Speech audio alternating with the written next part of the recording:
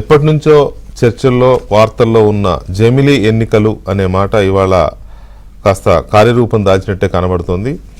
దీనికి సంబంధించిన కార్యాచరణని కేంద్ర ప్రభుత్వం సిద్ధం చేసింది. మొన్న మంత్రివర్గంలో జమిలీ ఎన్నికలకు సంబంధించిన ముసాయిదా బిల్లును ఆమోదించిన కేంద్ర ప్రభుత్వం ఇవాళ పార్లమెంట్లో ప్రవేశపెట్టింది.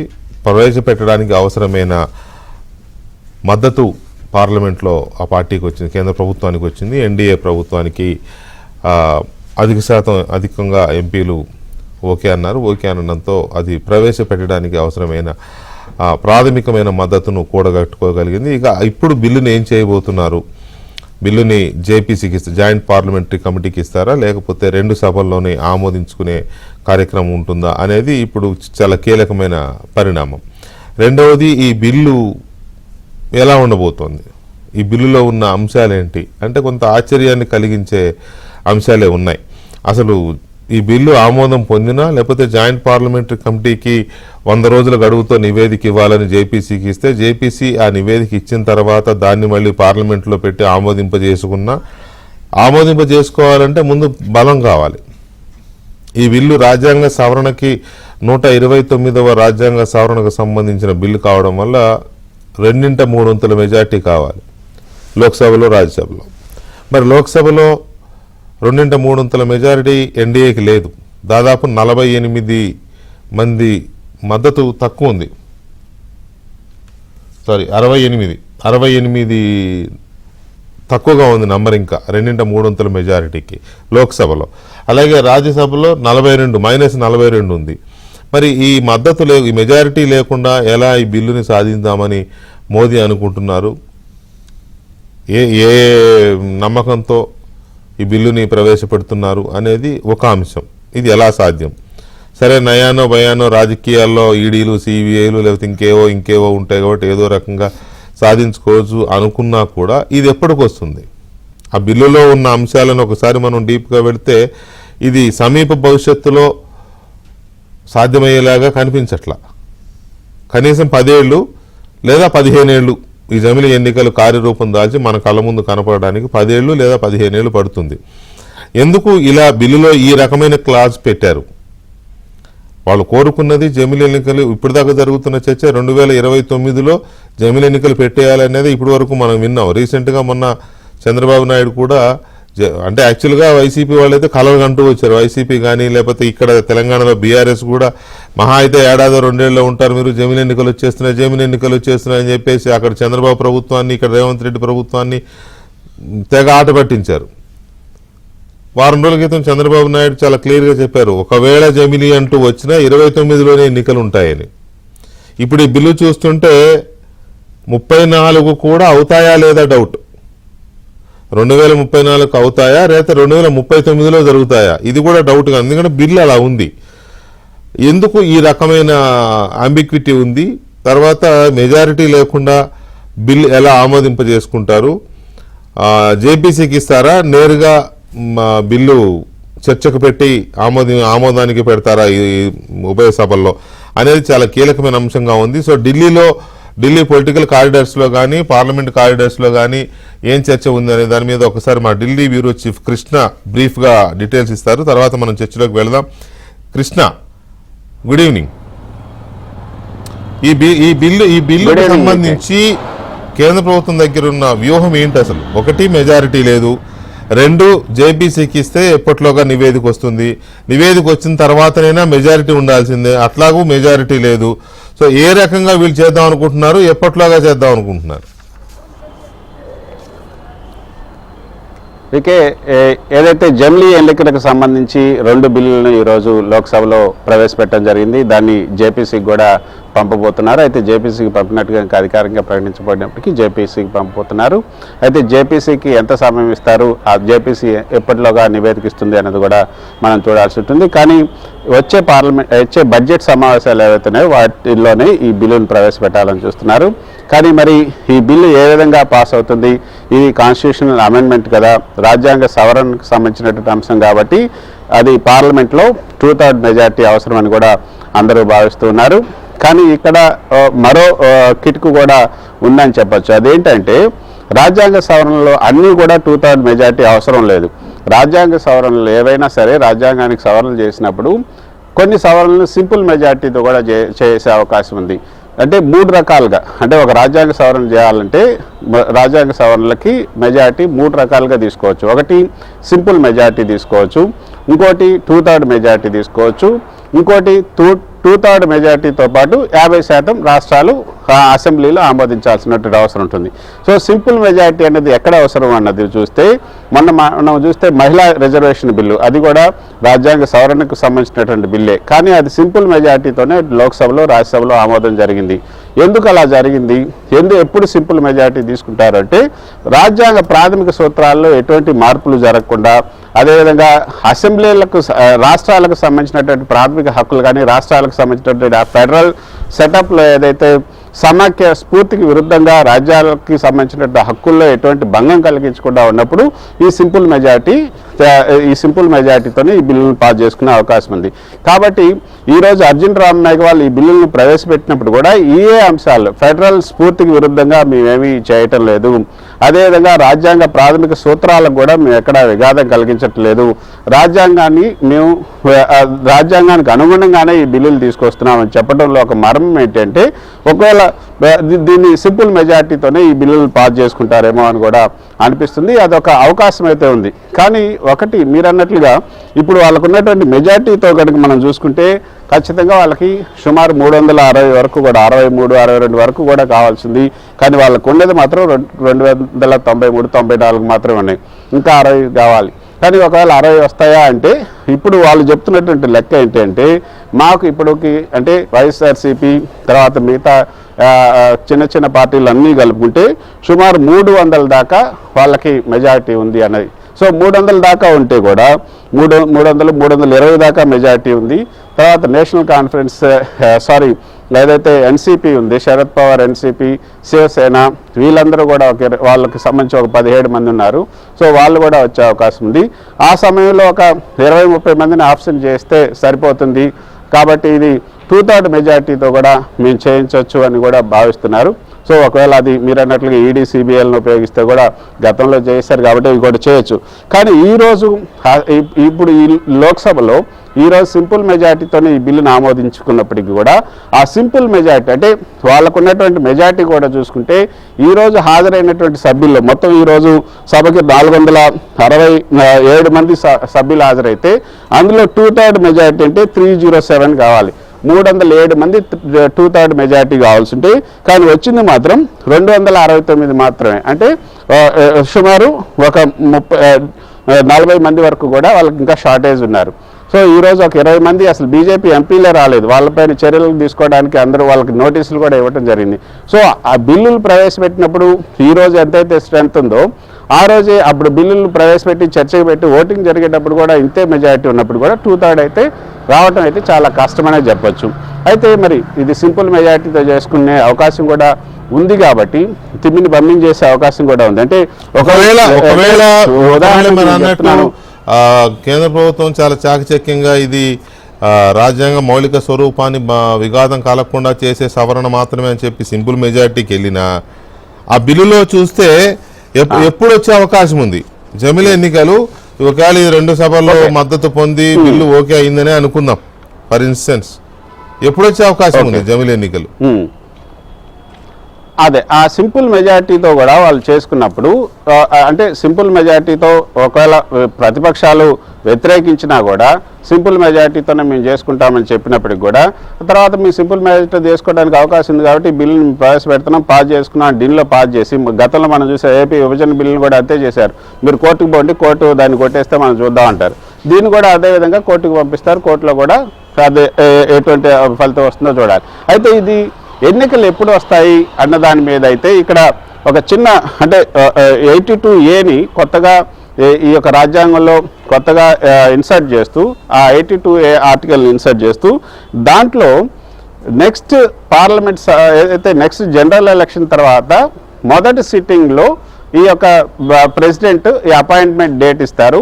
ఆ అపాయింటెడ్ డేట్ తర్వాత 5 ఏళ్ల తర్వాత ఈ యొక్క జమిలీ ఎలక్షన్ 5 ఏళ్ల తర్వాత జరిగే ఏ ఎలక్షన్ అవుతారో ఇంకా అన్ని జమిలీ ఎలక్షన్లే అవుతాయి. అంటే 2029లో కనుక జనరల్ ఎలక్షన్ వస్తే, అంటే ఈ బిల్లులన్నీ పాస్ అయ్యి ఒకవేళ 2029లో జనరల్ ఎలక్షన్ వస్తే, ఒకవేళ ఈ బిల్లులన్నీ పాస్ అయిన తర్వాత 2027 లేకపోతే 2026 అప్పుడు కనుక ఈ యొక్క జనరల్ ఎలక్షన్స్ వస్తే, ఎప్పుడు జనరల్ ఎలక్షన్ వచ్చినా సరే ఆ జనరల్ ఎలక్షన్ జరిగిన తర్వాత మొదటి పార్లమెంటు సమావేశాల్లో అపాయింటెడ్ డేట్ ఇస్తారు రాష్ట్రపతి. కాబట్టి ఆ తర్వాత 5 ఏళ్ల తర్వాత ఈ యొక్క జరిగే ఎన్నికలన్నీ కూడా జమిలీ ఎన్నికలే జరుగుతాయి. ఆ 5 ఏళ్ల కాలంలో ఏదైతే అసెంబ్లీలకు సంబంధించి 2 ఏళ్ళు 3 ఏళ్ళు లేదా 4 ఏళ్ళు కాలం ఏదైతే ఉందో ఆ అసెంబ్లీ కాల పరిమితిని 5 ఏళ్లకు కుదించడం కోసం కూడా కొన్ని అధికారాలను రాష్ట్రపతికి కట్టబెడుతూ దానికి సంబంధించినటువంటి అధికారాలను కూడా ఈ యొక్క ఏదైతే మీరు చెప్పిన దాన్ని బట్టి అర్థమవుతున్నది ఏంటి అంటే 2029లో జరిగే జమిలీ ఎన్నికలు 2029లో జరిగే ఎన్నికలు జమిలీ ఎన్నికలు కావు. 2029లో ఎన్నికలు జరిగిన తర్వాత జరగబోయే మొదటి పార్లమెంటు సమావేశాలలో అపాయింట్ డేట్ ఇస్తారు రాష్ట్రపతి. అక్కడి నుంచి 5 ఏళ్ల తర్వాత జరిగే ఎన్నికలు జమిలీ ఎన్నికలు. అది సుమారుగా మనం టెంటేటివ్గా అనుకుంటే 2034లో జమిలీ ఎన్నికలు జరిగే అవకాశం ఉంది. ఒకవేళ 2029లో కూడా బిల్లు ఇప్పుడు పాస్ కాకపోతే ఆ తర్వాత పాస్ అయితే 2039కి వెళ్ళే అవకాశం ఉంది. అంతే కదా? అంతే. ఇప్పుడు 2/3 మెజార్టీతో అయితే పాస్ కాదు, కష్టం. పాస్ అయితే మాత్రం 2029.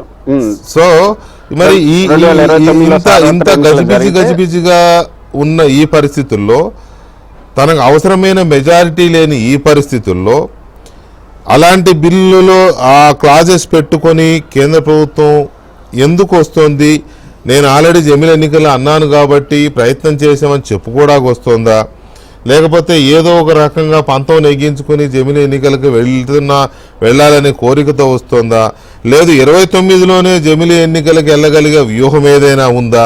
ఈ అంశాలు చర్చిద్దాం ఇవాళ 129వ రాజ్యాంగ సవరణను ప్రతిపాదిస్తూ జమిలీ ఎన్నికల కోసం ప్రవేశపెట్టిన బిల్లు ప్రవేశానికి ఆమోదం పొందింది. ఇక పైన ఏం జరగబోతోంది అనేది పార్లమెంట్లో నిర్ణయించాల్సి ఉంది. జేపీసీకి ఇస్తారా లేక డైరెక్ట్గా చర్చ పెట్టి ఆమోదానికి ఉభయ సభల్లో ప్రవేశపెడతారా అనేది కీలకమైన చర్చ. అయితే దీంతో పాటు ఎన్నికలు ఎప్పుడు వస్తాయి, జమిలీ ఎన్నికలు ఎప్పుడు జరుగుతాయి, అసలు జరుగుతాయో జరగవా, ఈ కన్ఫ్యూజన్ ఏంటి, బిల్లులోనే ఒక కన్ఫ్యూజన్ క్లాజెస్ పెట్టారు. ఇవన్నీ కూడా మనం ఒకసారి చర్చిద్దాం. చర్చలో మనతో సీనియర్ జర్నలిస్టు రవికుమార్ గారు ఉన్నారు, ఇనగంటి రవికుమార్ గారు. అలాగే మరొక సీనియర్ జర్నలిస్టు విశ్లేషకులు విక్రమ్ పూలా గారు ఉన్నారు. అండ్ సీనియర్ జర్నలిస్టు ఆర్థిక రాజకీయ విశ్లేషకులు పుల్లారావు గారు ఉన్నారు ఢిల్లీ నుంచి. అలాగే బీజేపీ సీనియర్ నేత పురిగిళ్ళ రఘురామ్ గారు కూడా ఢిల్లీ నుంచి మనతో జాయిన్ అవుతున్నారు. ముందుగా పుల్లారావు గారు నమస్కారం. నమస్కారం అండి. 129వ రాజ్యాంగ సవరణ జరిగి జమిలీ ఎన్నికలు జరిగే అవకాశం ఉందా ఇండియాలో? 100% ఉన్నది. ఎందుకంటే 34 వాళ్ళు పెట్టిన టార్గెట్ ఫీజబుల్ తారీఖు 2034. ఓకే, అది దానికి స్టిక్ ఆన్ అవుతే అవే అవకాశం ఉన్నది. ఇందాక కృష్ణ గారు మాట్లాడేది విన్నాం. కొన్నాటికి సింపుల్ మెజారిటీ చాలు, కొన్నాటికి 2/3 మెజారిటీ కావాలి, అవన్నీ తెలుసుకుంటారు. ఓకే, లీగల్ గా అవన్నీ ఆలోచించుకుని దిగలేదంటాం మన అమ్మాయికి తత్వం. అన్ని ఆలోచించుకుని ఉంటారు వాళ్ళు. మెయిన్ థింగ్ ఏమిటంటే మహారాష్ట్ర హర్యానా తర్వాత కొంచెం వాళ్ళ స్పిరిట్ పైకి వచ్చింది. మోడీ గారిది బీజేపీది బాగా కాన్ఫిడెంట్ గా ఉన్నారు. సో ఈ బిల్లు కూడా వకాఫ్ బిల్ ఇంట్రడ్యూస్ చేశారు. ఇది కూడా ఈ సిస్టమ్ ఉన్నది కదా, ప్రాసెస్ ఉన్నది కదా. మీరు అన్నట్టుగా ఒక జేపీసీకి వెళ్తే 3 నెలలు పట్టొచ్చు, 6 నెలలు పట్టొచ్చు. సో ఈ సిస్టమ్ స్టార్ట్ చేశారు. ఇది ఒక ముఖ్యమైన అబ్జెక్టివ్ జమిలీ ఎలక్షన్స్. ఇది ఇంట్రడ్యూస్ కూడా చేయకపోతే మాకు కాన్ఫిడెన్స్ లేదని వస్తుంది కాబట్టి ఇంట్రడ్యూస్ చేశారు. ఈ 18th లోక్సభ 18 లోక్సభకి లైఫ్ అంతా ఈ బిల్లు జీవనం ఉంటుంది. జేపీసీ నుంచి వచ్చాక మళ్ళీ హౌస్ ప్రాపర్టీ అవుతాయి. ఇప్పుడు టైం ఉన్నది. పాస్ చేసాక కూడా వాళ్ళకి 3 సంవత్సరాలు టైం ఉన్నది పాస్ చేయడానికి. 3 సంవత్సరాలు. ఇప్పుడు తొందరగా చేసేది ఏం లేదు. తొందరగా పాస్ చేసినా వాళ్ళు 29 ఎలక్షన్స్ నార్మల్ గా అవుతాయి. అన్నిటికంటే మనం చూసిన మొన్న హ్యాండిక్యాప్ ఏంటంటే ఇన్ఫ్రాస్ట్రక్చర్ రెడీ చేసుకోవాలి. కొన్ని లక్షల ఈవీఎంస్ తెచ్చుకోవాలి, ట్రైనింగ్ ఇవ్వాలి, ఇవన్నీ చేయాలి.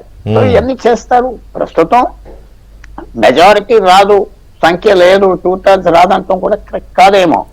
ఎందుకంటే వాళ్ళు జేపీసీలో కేర్ఫుల్ గా డీల్ చేస్తే కొన్ని అపోజిషన్ పార్టీస్ అపోజిషన్ తగ్గొచ్చు అంటున్నాను. తగ్గిపోతుంది, వెళ్ళిపోతుంది నేనంతా లేదు, తగ్గొచ్చు. తర్వాత చాలా మంది మెంబర్లు కూడా మీరు అన్నట్టుగా శరద్ పవార్ వాళ్ళు వీళ్ళు కూడా కొంతమంది లొంగిపోతారు. ఓకే, వాట్ ఈస్ దేర్ అంటారు. 20-34 అనగానే ఎంతో దూరంగా ఉన్నారు కదా. మన మహిళా బిల్ పాస్ చేసినప్పుడు 20-23 ఆ టైంలో అది 20-24 కంటే చాలా అబ్జెక్షన్స్ వచ్చేది, ఆప్ చేశారు. ఇప్పుడైతే 20-29 అన్నారో ఎవరు పట్టించుకోలేదు. ఇది కూడా మంచి స్ట్రాటజీ. మరి నెంబర్స్ వాళ్ళ ఆలోచన ఉన్నది. సమయం 1 or 2 years పడాక ఇంకా బలం పెరుగుతుందా బీజేపీకి? రాష్ట్ర ఎలక్షన్స్ ఢిల్లీ, గుజరాత్ కాదు, పెరిగితే రాజ్యసభలో పెరుగుద్దేమో కానీ లోక్సభలో అయితే పెరిగే అవకాశం లేదు కదా. లోక్సభలో 29 ఎలక్షన్ల వరకు పెరిగే అవకాశం లేదు. వాళ్ళు ఫర్మ్ గా ఉంటారు అని అనుకోవడం కూడా మన అమాయకతనమేమో. 5-6 అపోజిషన్ పార్టీస్ ఉన్నాయి, మేజర్ పార్టీస్, కాంగ్రెస్ కాకుండా డిఎంకే, మమతా బెనర్జీ, అఖిలేష్ యాదవ్, వాళ్ళ 5-6 కాదు. అంటే ఇక్కడ ఒక విషయం ఉందండి, మీరు అన్నది కరెక్టే. కానీ ఈ పార్టీలు స్టేబుల్ గా ఉంటాయా, ఎన్డీఏకి సపోర్ట్ చేయకుండా ఉంటాయా అంటే అందరూ జగన్మోహన్ రెడ్డి ఉండరుగా. అందరూ జగన్మోహన్ రెడ్డి ఉండరు. మిగతా వాళ్ళు యాంటీ బీజేపీ స్టాండ్ లో కరడుగట్టిన దీంట్లో ఉన్నవాళ్ళు ఉన్నారు. అది ఎలా ఉండబోతోంది అనేది నెక్స్ట్ మాట్లాడదాం మనం. అసలు బీజేపీ ఏ వ్యూతో ఉందనే దాని మీద రఘురామ్ గారు good evening. Good evening Raghuram గారు. ఏ రకంగా చూసినా కూడా ఇది ఇప్పటికిప్పుడు సాధ్యమయ్యేలాగా అయితే లేదు. బహుశా అది తెలిసే బిల్లులో ఆ క్లాజ్ పెట్టినట్టున్నారు. ఏది 2029లో ఎలక్షన్ జరిగిన తర్వాత ఆ తర్వాత జరగబోయే ఫస్ట్ పార్లమెంటు సెషన్లో రాష్ట్రపతి గారు అపాయింటెడ్ డేట్ ఇస్తారు. ఆ డేట్ ప్రకారం 2034 ఎన్నికలు, జమిలి ఎన్నికలు జరుగుతాయి. అది కూడా కొద్దిగా అటు ఇటు అయితే మళ్ళీ 39కి వెళ్ళే అవకాశం కూడా ఉంది. సో ఎందుకు ఈ రకమైన ఇది పెట్టుకున్నారు? ఏంటి అసలు కేంద్రంలో బీజేపీ యొక్క స్ట్రాటజీ ఏంటి? మీకు అక్కడ ఉన్న పెద్దలందరికీ నమస్కారం, ప్రేక్షకులందరూ కూడా. ఒకటండి, ఏదో హర్రిబుర్రిగా తేల్చేసే వ్యవహారం అయితే కాదు. ఏదో పూర్వం రావు గోపాల్ గారు సినిమాలో చెప్పినట్టుగా ఏదో తొందరగా దీన్ని మడత పెట్టేయాలి, చేసేయాలని అయితే లేదు. ఇది ప్రజాస్వామ్యబద్ధంగా అందరితోనూ మాట్లాడి, అన్ని రాజకీయ పక్షాలతోనూ మాట్లాడి, ఆల్రెడీ అనేక మేధావులతో మాట్లాడి, దేశం అంతా కూడా చర్చ జరిపి, మాజీ రాష్ట్రపతి రామ్నాథ్ కోవింద్ గారి నాయకత్వంలో దీన్ని ఒక విశాల చర్చకు తీసుకొచ్చి దీని మీద ఒక అభిప్రాయానికి వచ్చి అప్పుడు దీన్ని ప్రవేశపెట్టారు. అయితే దీన్ని ప్రవేశపెట్టినా కూడా ఏదో ఇమీడియట్గా రేపు ఎల్లుండో చేసేయాలని అయితే ఏం లేదు. కాబట్టి ఇది ఖచ్చితంగా ఇది ఇంప్లిమెంట్ కావాలి, దేశానికి అవసరం.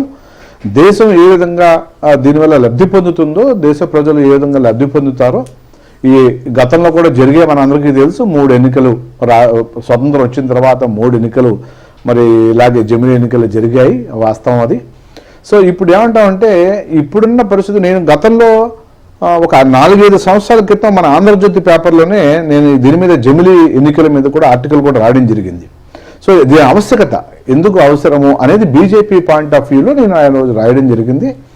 సో ఇది దేశానికి అవసరము, ప్రజలకి అవసరము. మాటికి ఎన్నికలు, అసెంబ్లీ అయ్యాయి, మళ్ళీ పార్లమెంటు, కొన్ని చోట్ల పార్లమెంట్ అయింది, మళ్ళీ ఇంకొక రాష్ట్రాల్లో అసెంబ్లీ ఎన్నికలు, లేదంటే కానీ మున్సిపల్ ఎన్నికలు, కార్పొరేషన్ ఎన్నికలు, పంచాయతీ ఎన్నికలు, జడ్పీటీసీలు, ఎంపీటీసీలు. దేశంలో ఒక్కొక్క రాష్ట్రంలో ఒక్కొక్క విధంగా, ఒక్కొక్క రాష్ట్రంలో ఒక్కొక్కసారి ఈ విధంగా పరిపాలనకి ఆటంకం జరగడము, వృధా ప్రయాస, వృధా ఖర్చులు, మన ప్రజాధనమే అనేక కోట్ల రూపాయలు దుర్వినియోగం కావడము, ఇలా అభివృద్ధి ఆటంకపరచడము, కుంటిపడిపోవడము, అనేక చిక్కులు ఉన్నాయి. కాబట్టి ఇది కాకుండా సవ్యంగా దేశము ఎవరు ఎన్నికైనా సరే ఒక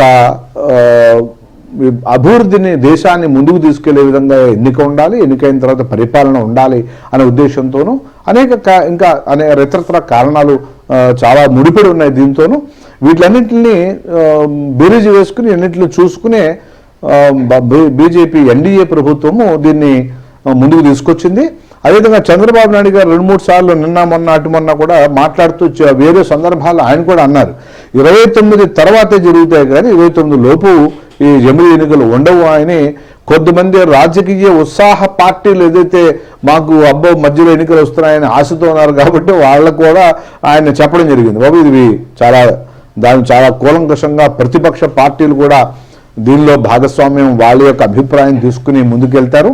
ఇది ఇందాక చెప్పినట్టుగా పుల్లారావు గారు అంటున్నట్టుగా ఇది కాంగ్రెస్ ఒకటే కాదండి, అనేక దేశంలోని అనేక రాజకీయ పక్షాలు దీన్ని ఒప్పుకుంటున్నాయి, దీని మీద అభిప్రాయాన్ని వ్యక్తం చేస్తున్నాయి.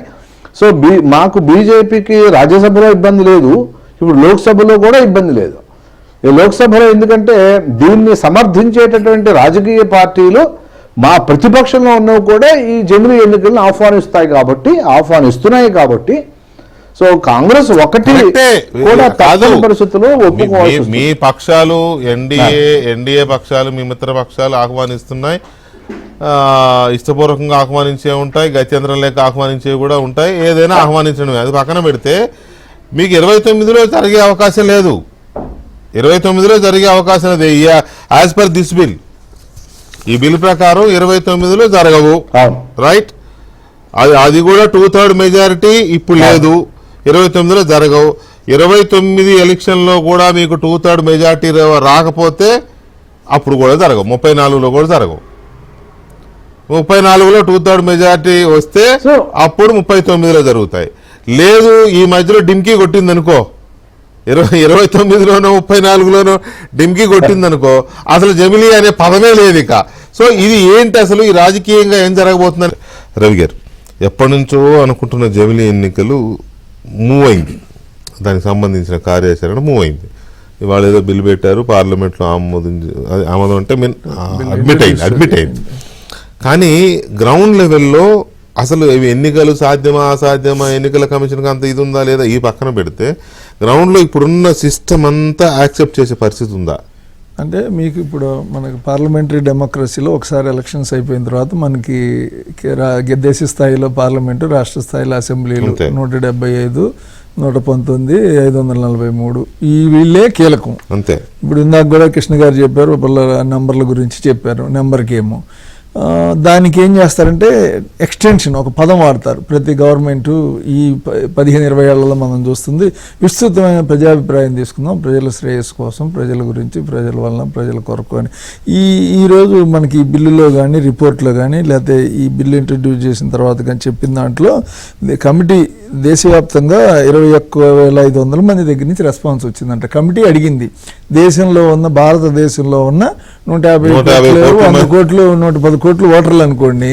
110 కోట్లు ఓటర్లు అనుకుంటే వీళ్ళు అడిగితే మరి ఈ ప్రతి వాళ్ళ చేతిలో స్మార్ట్ ఫోన్ ఉండి అంతా అన్నిటికీ సోషల్ మీడియాలో ప్రతిదీ అయిన దానికి కాని దానికి రెస్పాండ్ అవుతున్న సమాజం ఈరోజు ఎంత 21,500 రెస్పాండ్ అయ్యారండి. 80% మద్దతుగా నిలబడ్డారంట. ఇక్కడ ఇంకొక మరో అంశం ఏంటంటే ఇందులో ఇంకొక అంశం ఏంటంటే ఈ వచ్చిన వాటిలో ఎక్కువ అంటే తమిళనాడు, మహారాష్ట్ర, కర్ణాటక, కేరళ, వెస్ట్ బెంగాల్, గుజరాత్, ఉత్తరప్రదేశ్ అంటే వీళ్ళు ఇచ్చిన దాంట్లోనే 6 రాష్ట్రాల వాళ్ళు ఎక్కువ పాల్గొన్నారు. అంటే ఆ తర్వాత లెక్కేసుకుంటే 5-10 కూడా ఉండవు కొన్ని రాష్ట్రాల నుంచి. దీన్ని మనం విస్తృత ప్రజాభిప్రాయం కింద పరిగణించవచ్చా లేదా అనేది ఒకసారి ఆలోచించుకోవాలి. రెండోది నంబర్ గేమ్ అనేది అందరు చెప్పారు. ఇక నంబర్ గేమ్ ఎట్లా మారిద్ది ఏంటండి, ఒకప్పుడు పుల్లారావు గారు లాంటి వాళ్ళకి సీనియర్లకి బాగా తెలుసు. ఒక 2-3 రోజులు ఒక బిల్లు మీద చర్చ జరుగుతున్నప్పుడు ప్రతిపక్షాలు ఇచ్చే రకరకాల తీర్మానాలు ఈ అంశాలను బట్టి 2 రోజుల డిస్కషన్స్లో వచ్చే డిబేట్స్ని బట్టి ఆ డిస్కషన్స్ మీద కొన్ని బిల్లులో పెట్టిన అంశాలు కూడా మార్చిన సందర్భాలు, ప్రజల సవరణలు కూడా చేసుకున్న అంశాలు మనం బిల్లులో కానీ చాలా ఇప్పుడు ఏమంటున్నారు, కృష్ణ గారి దగ్గర నుంచి మీ దాకా ప్రతి వాళ్ళు ఏమంటున్నారు, ఈడీ, బీడీ, ఓడి, సిబిఐ అంటున్నారు. అంటే బిల్లు ఆమోదం పంచడానికి ప్రజలకు సంబంధించినవి దీంట్లో ఉన్నాయా లేకపోతే దీనిలో వ్యవస్థలో మార్పు చేర్పుల మౌలిక మార్పులు అనేది పోయిందండి. సో దాని గురించి కూడా మనం పెద్దగా చర్చ అనవసరం, ఇక ఇది రాదు ఇప్పట్లో అనేది. ఇక బేసిక్గా ఈ జమిలీ అనేది నాకు ఒక అనుమానం ఏంటంటే మహిళా బిల్లు ఆమోదిస్తున్నామని ఒక 3 నెలల ముందు చెప్పారండి. మహిళా బిల్లుని తీసుకొస్తున్నాము మేము, అప్పటికే రాజ్యసభలో పాస్ అయింది బిల్లు, లోక్సభలో ఎప్పటికప్పుడు టర్మ్ అయిపోయిన తర్వాత బిల్లు అయిపోయింది కాబట్టి తీసుకొచ్చారండి. ఆ బిల్లులో ఉన్న ఈ 2 పాయింట్లు, ఒకటి 3వ వంతు మహిళలకి 3 టర్ముల్లో 1/3 చొప్పున కంప్లీట్ అవ్వాలని. అదే బీజేపీ బిల్లు పాస్ అయిపోతుంది అనుకున్నాం. ఇలాగే పొద్దున్నే బిల్లు సీక్రెట్ కదా, ఇప్పుడు ప్రతిదీ రహస్యం కదా, ఆ రహస్యమైన దాంట్లో ఒక పదాన్ని చేర్చారు, ఒక లైన్ చేర్చారు. ఆ లైన్తో ఏంటంటే ఈ బిల్లు కాంగ్రెస్ బిల్కి ఈ బిల్లుకి డిఫరెన్స్, అంటే యూపీఏ బిల్లుకి ఈ బిల్లుకి, ఈ బిల్లులో ఏం రాశారంటే ఈ బిల్లు పాస్ అయిపోయిన తర్వాత జరిగే జనగణనని పరిగణలోకి తీసుకుని పునర్విభజన చేసి మహిళలకు 33% ఇవ్వాలి అని. ఇదంతా ఒక్క లైన్, ఇదంతా ఒక్క లైన్లోనే వచ్చింది. చూసారా, ఒక్క లైన్ వల్ల ఏమైపోయింది, మహిళా బిల్లు అయిపోయింది, రేపు మహిళలకు రిజర్వేషన్ వచ్చేస్తున్నాయి.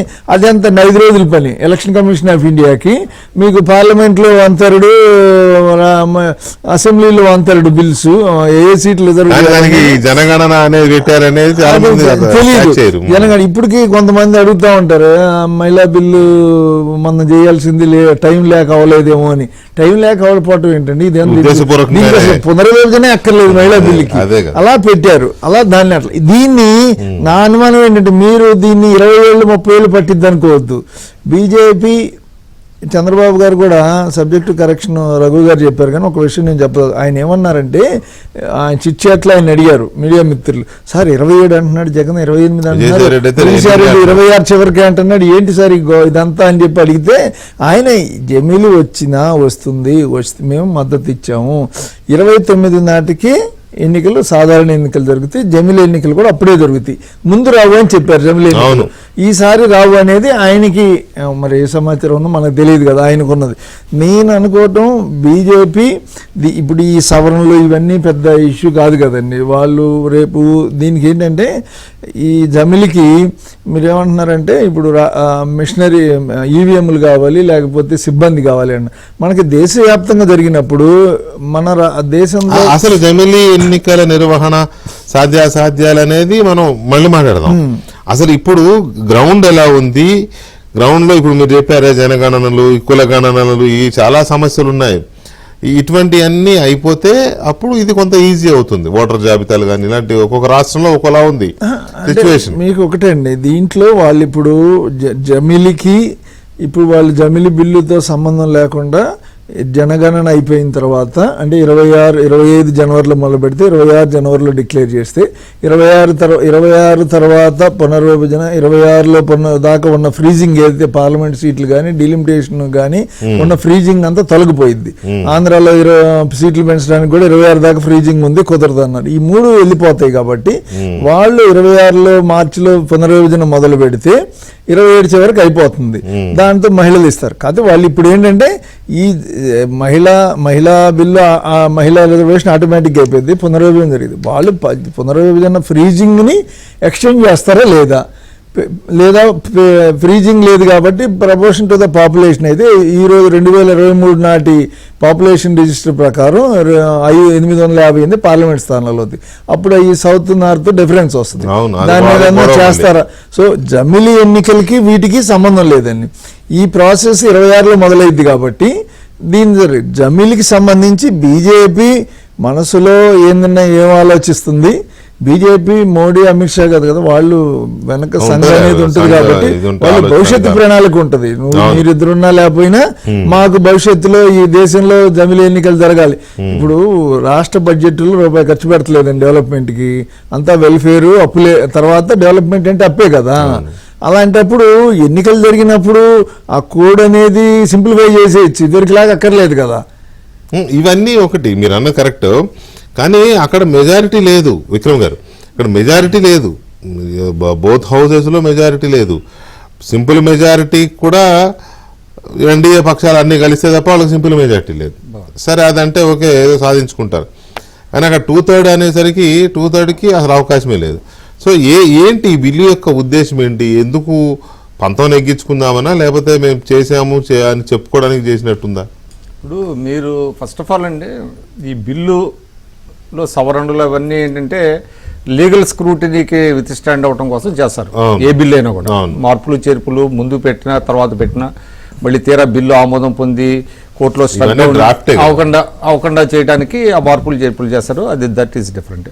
ఇప్పుడు ఎట్లా అంటే రఘురామ్ గారు లేదంటే పుల్లారావు గారు రవికుమార్ గారు మీరు కానీ ఎవరు చెప్పినా కూడా ఖచ్చితంగా కొన్ని అడ్వాంటేజెస్ ఉంటాయి, కొన్ని డిసడ్వాంటేజెస్ ఉంటాయి, ప్రతిదానికి ఉంటాయి. కానీ ఇక్కడ ఏంటంటే అసలు మేజర్ మౌలికమైనటువంటి ప్రశ్న ఏంటంటే ప్రజలను ఏ విధంగా సన్నద్ధం చేస్తున్నారు. అంటే మన దేశం మోర్ డెమోక్రటిక్ అవ్వాలి, రోజు రోజుకి ప్రజాస్వామ్యతం కావాలి. ఆ ప్రజాస్వామ్యతం అంటే ప్రజాస్వామ్య ప్రక్రియ ఉండాలి. ఇవాళ రామ్నాథ్ కోవింద్ గారి కమిటీ వేశారు, వారే చెప్పారు. ఇప్పుడు ఆయనే రవికుమార్ గారు చెప్పారు ఎంతమందిని కలిశారు, ఎంతమందిని చేశారు. 21,000 మందికి ఏం తెలుసు, జమిలీ గురించి ఏం తెలుసు, వాళ్ళ దాని ఉండే అడ్వాంటేజెస్ డిసడ్వాంటేజెస్ గురించి ఏం తెలుసు అనేది ఒక పాయింట్ పెడితే దేశంలో 21,000 మంది అని అంటే నథింగ్. ఇంకోటి ఏంటంటే నేను సర్ప్రైజ్ అయింది ఏంటంటే పొలిటికల్ పార్టీస్ అండి, ఎవరైతే పొలిటికల్ పార్టీస్ ఈ బిల్లుకి సపోర్ట్ చేస్తున్నాయో అసలు పార్టీలో చర్చించారా, పార్టీలో చర్చించి దీనివల్ల జరిగేటువంటి అడ్వాంటేజెస్ ఏంటి, డిసడ్వాంటేజెస్ ఏంటి అనేది పార్టీ పరంగా చర్చించాలి. చర్చించిన తర్వాత ఒక నిర్ణయం తీసుకోవాలి, అప్పుడు దీనికి సపోర్ట్ చేయాలి. ఎందుకంటే దీని యొక్క రిపర్కషన్స్ చాలా ఎక్కువగా ఉండేటువంటి అవకాశం ఉంది. అది జరగట్ల, అది చాలా దురదృష్టకరం, అన్ఫార్చునేట్ అనమాట. అన్ని పార్టీలు ఎవరైతే ఎన్డీఏకి చేసిన వాళ్ళు అదేవిధంగా వ్యతిరేకించే వాళ్ళు కూడా చెప్పాలి ఎందుకు దీని గురించి వ్యతిరేకిస్తున్నామని. వాళ్ళు ఏం చెప్తున్నారు, 1 నుంచి 1.5 వరకు జీడిపి పెరుగుతుందంటారు. ఏ విధంగా పెరుగుతుంది? ఎలక్షన్స్కి ఎన్నికల ప్రక్రియలో ఇన్ని జరుగుతాం వల్ల ఇంత జరుగుతుందని చెప్తున్నారు. ఎక్కడ మీరు ప్లగ్ చేస్తారు అంటే వేస్టేజ్. ఇది దుబారానా? ఎన్నికల నిర్వహణ అనేది దుబారా ఏం కాదే. దుబారాని నివారిస్తే మీకు అడ్వాంటేజ్ ఉంటుంది తప్ప ఖర్చుని తగ్గించడం కాదండి, ఆదాయాన్ని పెంచాలి ఎక్కడైనా సరే. ఇప్పుడు మన దైనందిన జీవితంలో మన ఖర్చులు పెరుగుతూ ఉంటాయి. ఖర్చులు పెరుగుతున్నప్పుడు ఏం చేయాలి? ఆదాయాన్ని పెంచుకునే మార్గాలు చూడాలి ఎవరైనా కూడా. అంతే తప్ప ఇది తినే తిండి కట్ చేయండి అని చెప్పలేరు. ఇవాళ 5 ఏళ్ళు కాదు, 5 ఏళ్ళకి ఎన్నికట మీ ఖర్చు తగ్గించాలంటే 7 ఏళ్ళు చేయండి. అంటే కొన్ని మీ కాన్స్టిట్యూషనల్ ఛాలెంజెస్ ఏంటి అనేది ప్రజలతో చర్చించాలి కదా. అదేమి లేకుండా ప్రజలను సన్నద్ధం చేయకుండా హడావుడిగా దీన్ని ఒక ఆలోచన పెట్టింది. దేనికోసం ఇప్పుడు ఇవాళ మోడీ గారు కానీ షా గారు కానీ బీజేపీ వాడు చెప్పిన అన్ని కూడా చాలా చక్కగా ఉన్నాయి వినటానికి. మనం శిశు బ్యాంకుల నుంచి నల్లధనాన్ని బయట తీసుకొస్తా ఉన్నారు, తీసుకురాలేకపోయారు. డిమానిటైజేషన్ వల్ల చాలా లాభాలు ఉంటాయన్నారు, చేయలేకపోయారు. మహిళా రిజర్వేషన్ బిల్ వల్ల చాలా ఉన్నాయన్నారు, మళ్ళీ దాన్ని కులగణన చేయకుండా దానికోసం ఆపారు. ఇవన్నీ కూడా బీజేపీ వాళ్ళు ఏది ఉద్దేశం అంటే దీని వెనక అసలు ఏమన్నా మీరు అన్నట్టుగా సీక్రెట్ ఎజెండా ఏముంది? ఖచ్చితంగా రాష్ట్రాల హక్కులు దెబ్బతింటాయండి. ఇప్పటికే మన ఇన్హరెంట్గా మన కాన్స్టిట్యూషన్లో కేంద్రానికి కొంత నియంతృత్వం ఉంది. అసలు అది ఎప్పుడు ఇది జరిగితే అది జరిగే అవకాశాలు ఎంతవరకు అంటే అదే ఫస్ట్ ఆఫ్ ఆల్ నాకు ఆశ్చర్యం ఏంటంటే రాష్ట్రాల హక్కుల కోసం పోరాడుతున్న పార్టీలు కూడా దీనికి సపోర్ట్ చేయడం. ఎందుకంటే ఇప్పటికే మీకు జనరల్ ఎలక్షన్స్ లో ఏముంటాయి, జాతీయ అంశాలు ఫోర్ ఫ్రంట్, ప్రాంతీయ పార్టీలు ప్రాంతీయ ప్రజల అంటే స్థానిక ప్రజల యొక్క ఆశలు ఆకాంక్షలు దానికి ఇదవు, అవి ప్రతిబింబించవు. అటువంటిప్పుడు మీకు ఒకేసారి ఎన్నికలు పెడితే ప్రజలు ఏ అంశాలను చూసి ఓట్లేస్తారు? రాష్ట్రాల ప్రాధాన్యత బాగా తగ్గుద్దండి. ఎస్పెషల్లీ ప్రాంతీయ పార్టీల యొక్క ఇది కూడా ప్రాధాన్యత కూడా బాగా తగ్గేటువంటి అవకాశం ఉంది. ఏదేమైనప్పటికీ బీజేపీ వాళ్ళు అది 24 కావచ్చు, 29 కావచ్చు, తర్వాత కావచ్చు, ఏదేమైనప్పటికీ ప్రజలను సన్నద్ధం చేయాలి, ప్రజలకు అవగాహన కల్పించాలి. దీని మీద పూర్తిగా రాజకీయ పార్టీలో చర్చ జరగాలి. రాజకీయ పార్టీలు బ్లాంకెట్గా వాళ్ళకి సపోర్ట్ చేయడం కాదు. అది నాకు ఆశ్చర్యం వేసింది. తెలుగుదేశం వాళ్ళు కూడా ఇవాళ ఆయన మంత్రి గారు లోక్సభలో సరే పార్టీ స్టాండ్ తీసుకొని చెప్పారు, కానీ పార్టీలో కూడా చర్చ జరగాలి. ఎందుకంటే తటస్థంగా ఉంటామన్నారు చెప్తారు, బట్ పార్టీలో చర్చ జరిగిందా అంటే లేదు. ఇక్కడ ఒక అంశం అండి, అంటే మనకి మొదటి 4 ఎన్నికలు జమిలీ జరిగినాయి. సో మధ్యలో ఆగిపోయి, మధ్యలో వివిధ కారణాలు 4 ఇప్పుడు మనకి మీరు ఒకటి చిన్నది గమనించాలండి వెంకటకృష్ణ గారు, ఎవరైనా సరే ఆ రోజులకి ఈ రోజులకి ఎంత డిస్టేబిలిటీ పెరిగిన తర్వాత మరి ఇంకా పెరుగుతున్నప్పుడు మనం చేసే ఈ ప్రక్రియ వల్ల ప్రజాస్వామ్యయుతంగా ఉండాలి అంటే ఇప్పటికే కుటుంబ పార్టీలు లేకపోతే ఇంకోటి అని బీజేపీ ఆయన మోడీ గారు కూడా చెప్తున్నారు, కుటుంబ పార్టీలు పెత్తనం వాళ్ళని నడుస్తుంది, వాళ్ళు ఇష్టారాజ్యంగా చేస్తున్నారని. ఇప్పుడు మరి ఈ విక్రమ్ గారు చెప్పింది 100% మీకు తెలంగాణ తీసుకుంటే 2018 అసలు అది ఎన్నికల్లో జాతీయ అంశాలే ప్రభావితమైపోతున్నాయి. ప్రధానంగా ఉంటాయి రాష్ట్రాల్లో. మొదటి 3-4 రాష్ట్రాల యొక్క అభిప్రాయాలు చాలా ఇంపార్టెంట్ దోహదం పడుతుంది. మొదటి 3-4 ఎన్నికలు జమిలి ఎన్నికలు జరిగాయి, వాళ్ళు చేయదలుచుకుంటే కాంగ్రెస్ వల్ల ఇట్ అయిపోయింది అని అంటే అట్లా కాదు కదా. రాష్ట్రాల్లో వేరే వేరే కారణాల దృష్ట్యా ప్రభుత్వాలు ముందు ఎన్నికలకు వెళ్ళడము, వెనక ఎన్నికలకు వెళ్ళడము, కూలిపోవడము ఏదో జరుగుతూ ఉంటాయి. తద్వారా ఈ జమిలి ఎన్నికలు కాస్త మెల్లమెల్లగా రాష్ట్రాలు విడిపోతూ వెళ్ళాయి. చాలా కారణాలు ఉండొచ్చు దానికి. మద్దతు కేంద్రంలో ఉన్న ప్రభుత్వాలు రాష్ట్ర ప్రభుత్వాలు కొన్ని చోట్ల కూల్చేసి ఉండొచ్చు, లేకపోతే కొన్ని చోట్ల మన కేసీఆర్ గారు లేకపోతే 2004లో చంద్రబాబు నాయుడు గారు ముందస్తు ఎన్నికలకు వెళ్ళినట్టు అట్లా కొన్ని రాష్ట్రాలు ముందు ఎన్నికలకు వెళ్తే 6 నెలల సంవత్సరము, దానికి ఎవడేం బాధ్యులు కాదు కదా, అది వాళ్ళ హక్కు. ఇప్పుడు రేపు రాజ్యాంగంలో అదే అంటున్నా, ఈ రాజ్యాంగ సవరణ చేస్తున్నారు ఈ బిల్లులో ఎవరు కూడా ఏ రాష్ట్ర ప్రభుత్వం కూడా అసెంబ్లీలో తీర్మానం చేసుకుని ముందస్తుకి వెళ్ళడానికి వీల్లేదు, రద్దు చేసుకోవడానికి వీల్లేదని పెట్టి వాళ్ళ హక్కుని కాలు రాస్తారా? అలా ఉంటుందా? తెలియదు. చూడాలి, ఇటువంటి చాలా ఉన్నాయి. అయితే మీరు ఇందాక పుల్లారావు గారు ఒక మాట అన్నారు, మీరు ఈ బిల్స్ ని మెజారిటీ లేకపోయినా అనే సందర్భం వచ్చినప్పుడు కొంతమంది స్టేబుల్ గా ఉండరు, మారే అవకాశాలు ఉంటాయి, అభిప్రాయాలు మార్చుకునే అవకాశాలు ఉంటాయి, వాళ్ళ అవసరాల కోసమో లేకపోతే బిల్లు బాగుందని నచ్చో సపోర్ట్ చేసే అవకాశాలు ఉంటాయి వేరే పార్టీలు కూడా అన్నారు కదా. కానీ ఏ ప్రాంతీయ పార్టీకి ఈ జమిలి ఎన్నికలు అనే సిస్టమ్ ఇష్టం లేదు. ఎందుకంటే ఇది ప్రాంతీయ పార్టీలను కబలించే ఒక నిర్ణయంగా కనబడుతుంది కదా. ప్రాంతీయ పార్టీ అన్ని వ్యతిరేకిస్తున్నాయి. ఒక విషయం చెప్పాలి అంటే ఇవాళ ఎన్డీఏ కూటమిలో ఉన్న ప్రాంతీయ పార్టీలకు కూడా ఇది ఇష్టం లేదు. This is known fact. కాకపోతే ఏంటంటే పైకి అలా తప్పక ఏదో జరిగినప్పుడు చూద్దామని అనుకుంటున్నారు నాకు తెలిసి. కాబట్టి ప్రాంతీయ పార్టీలు ఏవి కూడా ఇష్టంగా లేనప్పుడు ప్రాంతీయ పార్టీలకు ఇష్టం లేదు. అందువల్ల ఇది ఇంకా ఉన్నవాళ్ళు కూడా బయట వాళ్ళు కూడా వచ్చి సపోర్ట్ చేస్తారు అనుకో. ఇప్పుడు ఉద్ధవ్ ఠాక్రే ఉన్నాడండి, ఎందుకు వస్తాడు? డిఎంకే స్టాలిన్ ఉన్నాడు, ఎందుకు వస్తాడు? మమతా బెనర్జీ ఉన్నారు, ఎందుకు వస్తారు? చిన్న మీరు మమతా బెనర్జీ ఎందుకు వస్తుంది అంటున్నారు కదా. నిన్న అందరూ ఎన్డీఏ వ్యతిరేకంగా ఉన్న ఇండియా బ్లాక్ అంతా రాష్ట్రాల్లో ఎన్నికలు కానీ జాతీయ ఎన్నికల తర్వాత కూడా ఈవీఎంల గురించి మాట్లాడారు.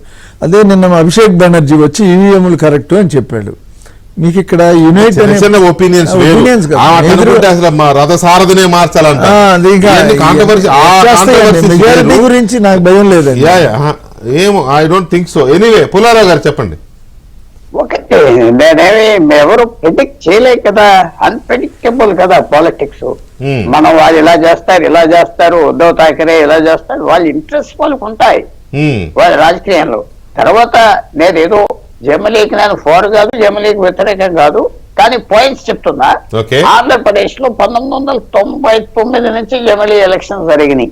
ఈ 6 ఎలక్షన్స్ 99, 2004, 2014, 19, 24 ఏమి తప్పవేది? ప్రాంతీయ పార్టీలే డామినేట్ చేస్తున్నాయి కదా పూర్తిగా. నేషనల్ పార్టీలు ఎగిరిపోయినాయి కదా. ఫస్ట్ టైం డిఎంకే అధికారంలోకి వచ్చింది 1967లో. కాంగ్రెస్ నేషనల్ పార్టీని ఓడించింది కదా జమిలీ ఎలక్షన్స్ కదా. అప్పుడు జమిలీ ఎలక్షన్స్ లో ఉన్నప్పుడే మధ్యప్రదేశ్, రాజస్థాన్ అన్ని మెజారిటీస్ దాదాపు ఉత్తరప్రదేశ్ తో సహా ప్రాంతీయ పార్టీలు వచ్చారు. ఒకటి. రెండు ఏంటంటే ఒడిశాలో చూసాం, వాళ్ళు 2 జమిలీ ఎలక్షన్స్, అన్ని జమిలీ ఎలక్షన్స్ జరుగుతా వచ్చినాయి. 96 నుంచి దాదాపు వస్తే వాళ్ళు నవీన్ పట్నాయక్ వేసేవారు, మిగతా పార్టీలకు నేషనల్ పార్టీస్ వేసేవారు. అది మనం ఆ మాత్రం ప్రజలు తేలేరా అనే తేగలరు అనుకుంటున్నాం. రెండోది, బీజేపీ మంచి అభిప్రాయంతో చేస్తుంది, చెడ్డ అభిప్రాయంతో చేస్తుంది అనుకోవడం తప్పులేదు. అభిప్రాయం రాజకీయ నాయకులు సొంత లాభానికి ప్రతి వాడు వితౌట్ ఎక్సెప్షన్ మళ్ళీ ఎలక్షన్ గెలవనా చూసుకునే చేస్తాడు, తప్పులేదు. ఇవన్నీ చూడగా మీరన్న మాట ఒకటి, ఈ జేపీసీ కరెక్ట్ గా హ్యాండిల్ చేస్తే, ప్రజల్లో కనుక మైండ్ మారితే, మీరు చూస్తున్నారు వకాఫ్ బిల్ ఇంట్రడ్యూస్ చేసి మొదట సబ్జెక్ట్ వచ్చినప్పుడు ఇప్పటికి ఎంత తేడా వచ్చేసింది ఆ బిల్లుకి సపోర్ట్ చేయాలని అక్రాస్ అన్ని పార్టీలు ఇంక్లూడింగ్ కాంగ్రెస్ పార్టీ కర్ణాటకలో కూడా లొంగిపోతుంది. అంటే ఓట్లేస్తారని నేను అంటలేదు. పబ్లిక్ ఒపీనియన్ ని డెమోక్రసీలో పబ్లిక్ అభిప్రాయాన్ని మళ్ళగలరా బీజేపీ లేదా? పబ్లిక్ ఒపీనియన్ కనుక వస్తే తర్వాత వాళ్ళకి సపోర్ట్ వస్తుంది. ఇంకో పాయింట్ ఏంటంటే ఇది కొంచెం మంచి స్ట్రాటజీ అనుకుంటున్నా. మీరు దీంట్లో ఏదో ఉన్నది మహిళా బిల్ అలా పెట్టారంటే ఇంట్రెస్ట్ పోయింది. మహిళా బిల్లుకు వ్యతిరేకం లాలూ ప్రసాద్ యాదవ్, అఖిలేష్ యాదవ్ అందరూ మహిళా బిల్లుకి వ్యతిరేకం, బ్యాక్వర్డ్ క్లాసెస్. ఇప్పుడైతే సెన్సస్ తర్వాత 10 సంవత్సరాలు 5 సంవత్సరాలు అనగానే పోయింది. నిజంగా వీళ్ళు 10 సంవత్సరాలు అంటంలో చాలా పెద్ద స్ట్రాటజీ. ఇంట్రెస్ట్ కూడా చాలా దూరం కదా 2 ఎలక్షన్స్. సో అంత తీవ్రమైన అపోజిషన్ వస్తుందా అంటే నేను అనుకోవట్లేదు. కానీ మీరు చెప్పింది రైట్, నంబర్స్ ఉండాలి. నంబర్స్ లేకపోతే ఇది సింపుల్ మెజారిటీతో పాస్ చేసే విధానం ఉన్నదా? మన ఎలక్షన్ కమిషనర్ కి ఇచ్చింది కొత్త శాలరీలు ఎదురీలు ఏ రకంగా పాస్ చేశారు, సింపుల్ మెజారిటీ, కాన్స్టిట్యూషన్, ఇవన్నీ బయటకు వస్తాయి ఈ వారం 10 రోజుల్లో. అందువల్ల ఈ డిస్కషన్ డిబేట్ తప్పు కాదు కదా. నేను ఏమనుకున్నానంటే, నేను మీకు తెలుసు మీ డిబేట్స్ లో dozens of times anti defection లాకి వ్యతిరేకంగా నేను చెప్పేవాడిని, పనిచేయట్లేదు. మీకు తెలుసు చాలా మంది నాకు క్రిటిసైజ్ చేస్తారు, ఏదో పెద్ద తప్పు చెప్పినట్టుగా. పర్వాలేదు. అలాగే పంచాయతీ బిల్ తీసుకొచ్చారు, అది అర్బన్ మున్సిపాలిటీస్ తీసుకొచ్చారు. అది నా వ్యూలో మొత్తం స్థానిక నాయకత్వం పోయింది. కానీ అనుభవిస్తున్నాం కదా ఒక బిల్లు. అన్ని ఈ పరిణామాలు అనుకోని పరిణామాలు వస్తాయి, కరెక్ట్ మీరు చెప్పింది. కానీ వాళ్ళ స్ట్రాటజీ ఏంటి? పొలిటికల్ స్ట్రాటజీ ఇంట్రడ్యూస్ చేశాం, దీంతో ఊరుకుంటారా? సపోర్ట్ ఏమన్నా సీక్రెట్ గా మాట్లాడుతున్నారా? మాట్లాడతారు. రాజకీయ పార్టీ ఎందుకు మాట్లాడుకోరు? ఇవాళ మమతా బెనర్జీ ఎస్ అంటారు, నో అంటారు. మనం ఎలా చెప్తాం? అఖిలేష్ యాదవ్ మైండ్ లో ఒకటి ఉంటుంది, ఇంకో ఫియర్ కూడా ఉన్నారు అపోజిషన్ కి. ఇప్పుడు వచ్చిన తగాదా ఏమిటంటే కాంగ్రెస్ పార్టీ మైనారిటీ సపోర్ట్ కి ఎత్తుక్కుంటుంది. మన మిత్రులుగా ఉండి ఎత్తుక్కుంటాదా? ఉత్తరప్రదేశ్ లో, బీహార్ లో, బెంగాల్ లో. దాని గురించి అందరూ మార్చాలి నాయకత్వం అంటున్నారు. అండర్ కరెంట్స్ బోల్డ్ ఉన్నాయి.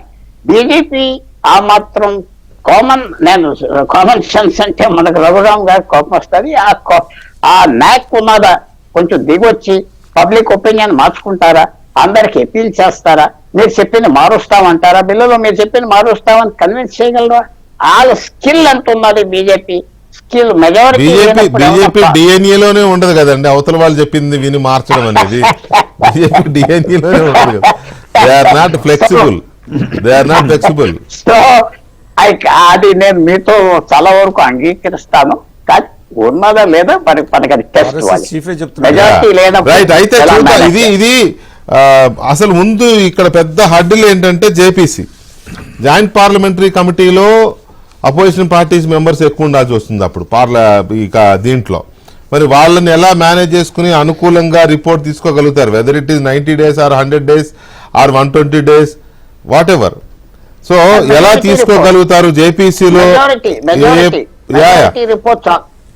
జేపీసీలో ఏ పార్టీలు ఉంటాయి, వాళ్ళు ఎలాగా రియాక్ట్ అవుతారు, ఏకాభిప్రాయం వస్తుందా లేకపోతే భిన్నాభిప్రాయాలు వస్తే రిపోర్ట్ ఏమవుతుంది, ఆ తర్వాత ఏంటి, దీన్ని ఎలా మేనేజ్ చేసుకుంటారు అనేది ఒకటైతే.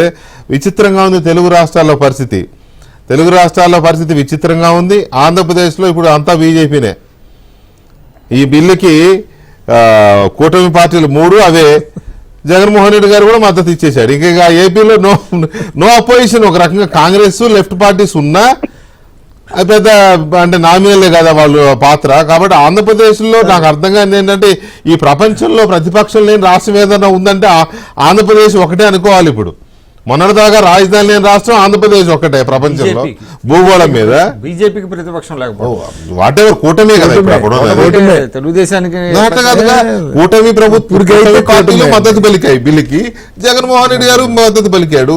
సో కాబట్టి ఎన్డీఏకి అపోజిషన్ లేదు. అక్కడ బీజేపీ ప్రయోజనాలను పరిరక్షిస్తున్నాడు జగన్ గారు. అంటే సార్ ఎన్డీఏకి అపోజిషన్ లేదు. అక్కడ ఉన్నది ఎన్డీఏ ప్రభుత్వమే, ఇక్కడ ఉన్నది ఎన్డీఏ ప్రభుత్వమే.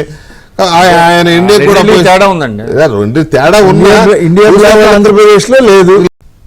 రఘురామ్ గారు, ఇప్పుడు మీకున్న అతిపెద్ద హడ్డీ ఏదైనా ఉందంటే జేపీసీ జాయింట్ పార్లమెంటరీ కమిటీలో ఖచ్చితంగా అన్ని పార్టీలకి అందులో అవకాశం ఇవ్వాలి. జేపీసీలో అందరూ ఉంటారు కదా, అందులో ఏకాభిప్రాయం వస్తుందా లేదా అనేది ఒక పెద్ద సమస్య. అది వచ్చి ఆ నివేదిక పెట్టిన తర్వాత కదా. సో జేపీసీ నివేదికను ఎలా ప్రిడిక్ట్ చేస్తున్నారు? అసలు జేపీసీ వేస్తారా? ప్రతిపక్షాలు అడుగుతున్నాయి జేపీసీ వేయండి అని. పార్లమెంటు డిసిషన్ తీసుకుంటుంది దీని మీద జేపీసీ వేయాలా లేకపోతే కనుక దీన్ని ఆమోదిస్తారా, చర్చ జరుగుతుంది అంతాను. సో ఏది ఏమైనప్పటికీ కూడా అందరి పార్టీల యొక్క అభిప్రాయం తీసుకునే కదండి దీని మీద ముందుకెళ్ళేది. సో అన్ని పార్టీ ఆల్రెడీ మాయావతి గారు చెప్పింది ఎస్ మేము జమిలీ ఎన్నికలు సిద్ధంగా ఉన్నామని. ఓకే, అండ్ ఫారూక్ అబ్దుల్లా గారు చెప్పాడు మేము కూడా రెడీగా ఉన్నామని. సో ఇండియా కూటమిలో ఉన్నటువంటి అనేక పార్టీలు బీజేపీకి అదే ఈ ఎన్డీఏ పెట్టినటువంటి జమిలీ ఎన్నికలకి చాలా పార్టీలు ముందుకు వస్తున్నాయి. సో పార్లమెంట్లో చర్చ ద్వారాను జేపీసీ వేస్తే ఒక మెజారిటీ అభిప్రాయం, జేపీసీలో మెజారిటీ సభ్యులు దీన్ని ఒప్పుకోవడము, ఇలా దీని మీద చర్చ జరుగుతుంది. ఇందాక పెద్దలు చెప్పినట్టుగా అన్ని రాజకీయ పక్షాల యొక్క దీని మీద చర్చ జరిపి దేశంకి ఏది మంచిదనే దాని మీద వాళ్ళందరూ చర్చిస్తారు. కానీ మనంతా కూడా పార్లమెంట్ సభ్యులు ఎన్నుకున్నాం కాబట్టి 21,000 మంది మాత్రమే తీసుకున్నారు అభిప్రాయం అన్నారు. సో ఈ పార్లమెంట్ అత్యున్నతమైనటువంటి దేశంలో పార్లమెంటు ప్రజాస్వామ్యంలో పార్లమెంటులో ఉన్నటువంటి సభ్యుల్ని మనం ఎన్నుకున్నాము. సో వాళ్ళు మన తరపున రిప్రజెంటేషన్ కాబట్టి వాళ్ళ యొక్క అభిప్రాయాన్ని తెలియజేస్తారు. అన్ని రాజకీయ పక్షాలు పార్లమెంట్లో ఉన్నాయి, ఒక బీజేపీ ఒకటే లేదు, కాంగ్రెస్ ఒకటే లేదు. అంటే అలా కాదు కదా రఘు. ఇప్పుడు విస్తృత ప్రజాభిప్రాయ సేకరణ కోసం మాజీ రాష్ట్రపతి రామ్నాథ్ కోవింద్ గారి నేతృత్వంలో కమిటీ వేసినప్పుడు అది దేశవ్యాప్తంగా ఒక అభిప్రాయ సేకరణ లేదా ఒక చర్చ జరిగే విధంగా ఉండాలి కదా అంశం. అది జరగలేదు. జగన్మోహన్ రెడ్డి గారు కనుక 3 రాజధానుల మీద కమిటీలు వేసినట్టే ఉంది. ఇది కూడా పెద్ద తేడా అయితే ఇంకా అనిపించట్లేదు. వాళ్ళు ఎక్కడ తిరిగారో తెలిసేది కాదు. ఇది కూడా అంతే. అంటే 140 కోట్ల మంది ఉన్న దేశంలో 21,000 మంది అభిప్రాయాలు వచ్చినాయి అంటే కొంచెం ఫన్నీగానే ఉంది వినడానికి కూడా. అంటే అభిప్రాయాన్ని చెప్పమని వాళ్ళు రామ్నాథ్ కోవింద్ గారు కమిటీ ప్రజల్ని ఉద్దేశించి చెప్పింది. మీరందరూ మేధావుల దగ్గర నుంచి సామాన్య ప్రజానీకం దగ్గర నుంచి అందరూ దీని మీద అభిప్రాయాన్ని చెప్పండి. ఈ దేశంలో చాలా మందికి బ్యాంక్ అకౌంట్లే లేవని కదా మోదీ గారు రాగానే అకౌంట్లు ఓపెన్ చేయించాడు అందరికి. అలాంటి దేశంలో మీరేదో పేపర్లో యాడ్ ఇచ్చాము అందరూ అభిప్రాయాలు పంపండి అంటే ఎక్కడ అవుతుంది? అంటే ఇక్కడ అభిప్రాయ సేకరణ జరిగింది కాబట్టే కదండి ఇంత విస్తృతమైన అభిప్రాయ సేకరణ జరిగింది కాబట్టి 21,000 శాంపిల్ నచ్చకపోవచ్చు కానీ మీకు ఇప్పుడు అందుకనే కదా దానికి సంబంధించి పార్లమెంట్ వేదిక ఉన్నది. పార్లమెంట్లో మీరు ఎన్నుకున్నటువంటి సభ్యులు దాని మీద మంచి చెడ్డ మాట్లాడి ప్రజలకి ఎవరు పార్లమెంట్కి వెళ్ళినా ప్రజల కోసమే పార్లమెంట్కి వెళ్ళదు. పార్లమెంట్లో మాట్లాడేది ప్రజలకు మంచి జరగాల చెడ్డ జరగాల అని, దేశం కోసం ఏం జరగాల, దేశం మంచి జరగాల, ముందుకు వెళ్ళాలా లేదా, దీని మీద చర్చ జరుగుద్ది. కానీ సో మా కాంట్రాక్ట్ ఇచ్చాడు లేదా మారుతారండి. ఎంత పెద్ద కాంట్రాక్టర్ మీరు పంపించిన లోపలికి వ్యాపారస్తుని పంపించినా ఆ పార్లమెంట్లో మాట్లాడేది ప్రజా సమస్య మీద, దేశం కోసం రాష్ట్రం కోసం మాట్లాడతాడు తప్పించి నా బిల్లులు రాలేదండి లేకపోతే నాకు పలా కాంట్రాక్ట్ ఇవ్వలేదని చెప్తారా అండి. సో ఎవరు వెళ్ళినా పార్లమెంట్కి, ఎంత చిన్న వ్యక్తి వెళ్ళినా, ఎంత జర్నలిస్ట్ వెళ్ళినా, లేకపోతే కనుక ఒక మేధావి వెళ్ళినా, ఒక సామాన్య కార్యకర్త వెళ్ళినా, సో ప్రయోజనం of the country by the large the country ప్రయోజనాల కోసం మాట్లాడతారు కాబట్టి పార్లమెంట్లో దీని మీద విస్తృతంగా దీని మీద చర్చ అభిప్రాయాలు సేకరించిన తర్వాతే కదండి ముందుకెళ్ళేది. దీని మీద ఇప్పటికిప్పుడు ఏదో మేము పాస్ చేస్తాం దీన్ని అని చెప్పట్లేదు కదా. రైట్. ఏంటి రవి గారు? రఘురామ్ గారు పార్లమెంటునే దీనికి ప్రాతిపదిక. ఇప్పుడు రాష్ట్రాల విభజన జరిగినప్పుడు కూడా ఉభయ రాష్ట్రాల్లో ఉవ్వెత్తున ఉద్యమాలు చేసి ఇటు చేసిన పార్లమెంట్ 543 కదా నిర్ణయించేది. అదే కాకపోతే ఇది మౌలికంగా రాజ్యాంగాన్ని మార్చి లేకపోతే రాజ్యాంగాన్ని ఈ ప్రజలకు నేరుగా సంబంధించిన అంశం కదా ఇది.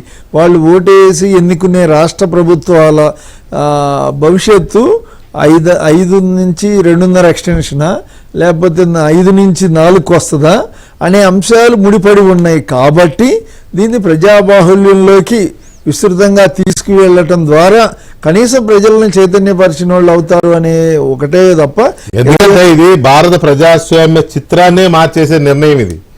ప్రజాస్వామిక ప్రక్రియ, ఎన్నికల ప్రక్రియ, దాని ముఖ చిత్రాన్ని మార్చేసే నిర్ణయం కాబట్టి ఇది డెఫినెట్గా ప్రతి పౌరుడికి, ప్రతి ఓటర్కి తెలవాల్సిన అవసరం ఉంది.